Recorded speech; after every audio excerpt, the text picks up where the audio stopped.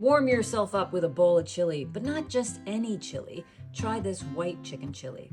White chili is simply chili without tomatoes, and you start by browning some chicken. Then add chili powder and salt until it's no longer pink and that flavor has actually developed. Remove that brown chicken and saute onion and jalapeno pepper in the same pan. Give that a stir and let it just soften for a few minutes. Then sprinkle in some flour. This is going to help thicken that chili. Go ahead, add your chicken stock to the pan and bring that to a boil so that it thickens just slightly.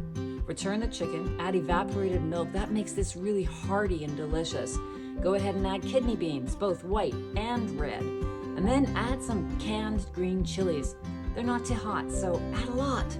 This looks great. Bring this to a simmer and let this simmer for 30 or 40 minutes. Then stir in some frozen corn kernels and let them warm through, which is a great time to make your toppings for this chili.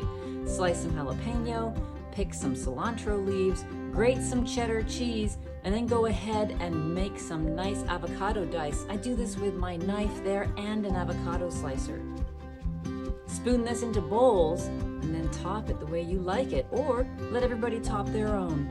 It's a delicious change from the usual beef chili. Throw some chips in the mix and this will warm you up from the inside out.